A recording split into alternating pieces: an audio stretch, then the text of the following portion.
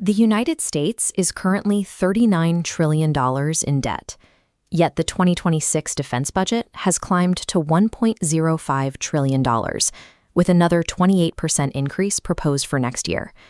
This chart tracks a situation that defies standard economics.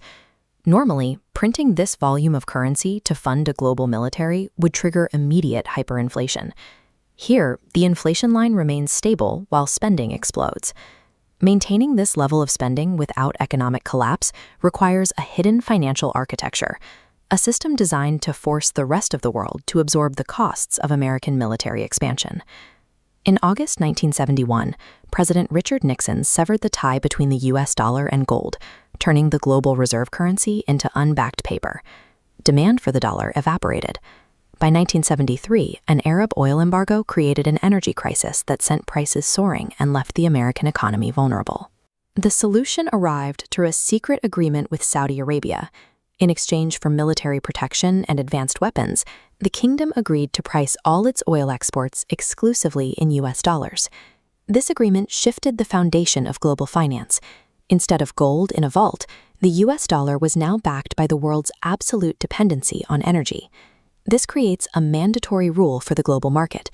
Any nation that wants to buy oil must first convert their local money into US dollars. This requirement generates a constant, artificial demand for American currency. It forces the world to hold dollars regardless of the actual health of the US economy. Oil exporting countries then take their dollar profits and recycle them back into the American system, primarily by purchasing US Treasury bonds. This loop provides the US government with a captive market for its debt. This constant inflow of foreign capital keeps interest rates low, allowing the Pentagon to expand its budget without devaluing the currency at home. This is the exorbitant privilege.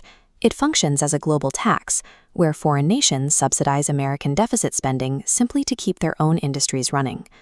Within this system, geopolitical instability serves a mathematical purpose.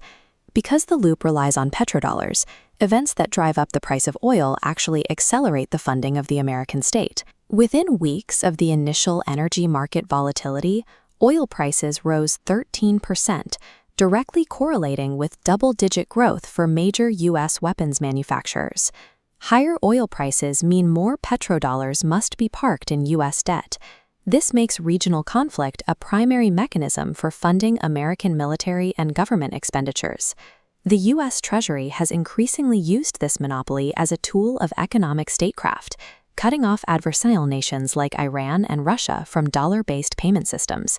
These sanctions provided a direct incentive for isolated nations to build an alternative. They were forced to engineer a workaround that could survive outside the U.S. banking system. China filled this gap with the Petro-Yuan, signing long-term energy contracts in their currency, allowing sanctioned producers to bypass the dollar entirely. By weaponizing its currency, the United States incentivized the world's largest energy producers to actively dismantle the 50-year American monopoly. The shift is accelerating. In 2020, less than 1% of oil traded in yuan. By 2030, it reaches 30%. When 30% of oil no longer requires dollars, demand for American debt evaporates. U.S. Treasury yields will spike violently to attract buyers. Without artificially cheap borrowing, the U.S. faces a physical limit to its power. Maintaining its global footprint would require massive cuts to the defense budget.